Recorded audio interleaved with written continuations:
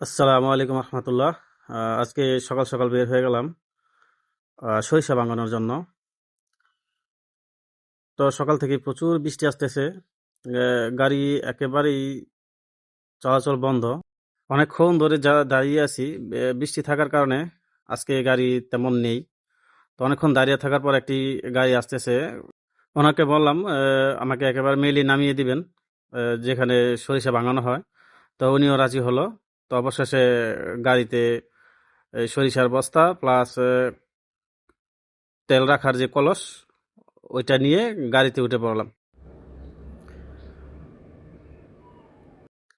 রাস্তা দিয়ে যাওয়ার পথে দেখলাম রাস্তার দুই পাশের অপরূপ সৌন্দর্য। আসলে বৃষ্টি আসলে এই এই দৃশ্যগুলো খুবই ভালো লাগে। উম, বৃষ্টি না থাকলে অন্যান্য দিন প্রচুর গাড়ি দেখা যায়। আজকে যাওয়ার পথে তেমন গাড়ি একেবারেই দেখলাম না, একেবারেই চোখে পড়লো না গাড়ি। তো যাই হোক, বৃষ্টির দিন আসলে এই ওয়েদারটা খুবই ভালো লাগে। আর এই যে যেই নদীটা, এটা মূলত আমাদের ইছামতি নদী। এটাকে ইছামতি নদী বলা হয়। এই নদীটা মূলত ইসা খাঁর নামে এটা খনন করা হয়েছিল, বা ওনার আমলে, ওনার সময়, ওনার নেতৃত্বে এটা। তো এটা হচ্ছে মেলের রাস্তা। আহ, যাওয়ার পথে মেলের যেই সরু রাস্তা, এই রাস্তাটা এখানে অনেকগুলো মেলই ছিল, বাট আজকে তেমন একটা খোলা নেই। মূলত বৃষ্টির কারণে। আহ, একে তো বৃষ্টি, তার উপরে আবার আজকে আজকে শুক্রবার।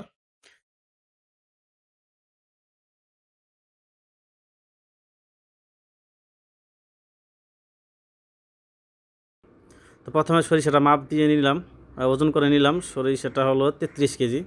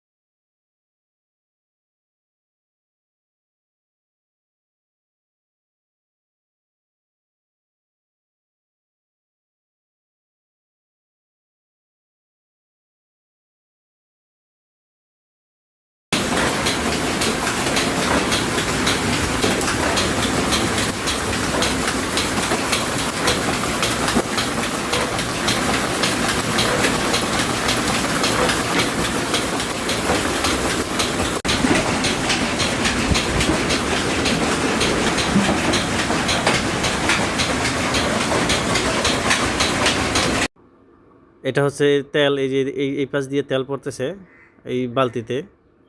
এই আসলে এই দৃশ্যগুলো খুবই ভালো লাগে।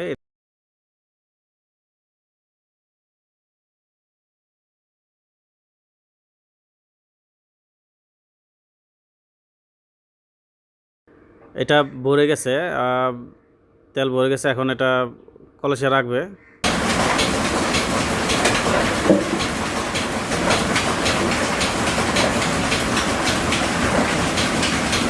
এই যে এটা হলো খাঁটি সরিষার তেল। এটা কিন্তু আরও ক্লিয়ার হবে। এটা এখানে গাদ আছে। এটা সরিষার ওইটাকে গাদ বলা হয়। এটা যখন রোদে রাখা হয় তখন একেবারেই ক্লিয়ার হয়ে যায় তেলগুলা। বা অনেক দিন কলসে বা যে কোনো একটা পাত্রে রাখলে নিচে মলাটা জমাট বাঁধে। এই দেখেন, এটা খোলটা পুরোপুরি তেল খোল থেকে বের হয়ে গেছে। এই তেলটাকে এখন আমরা ওজন করে দেখব, এটা 33 কেজিতে কত কেজি পাওয়া যায়। এই কলসটা হচ্ছে মূলত 740 গ্রাম। এখন তেল ওজন করব। তেল হয়েছে 10 কেজি, এখান থেকে বাদ যাবে 700 গ্রাম। তো আলহামদুলিল্লাহ ভালোই তেল হয়েছে।